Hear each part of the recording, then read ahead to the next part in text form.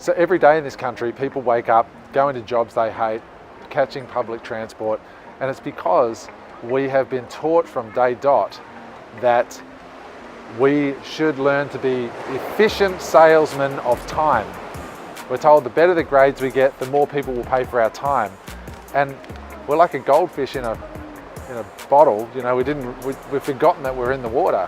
But the truth is we'll never actually be free, no matter how much we get paid, if we're selling our time in exchange for money, unless you invest all of that money into assets, which is a long, long road.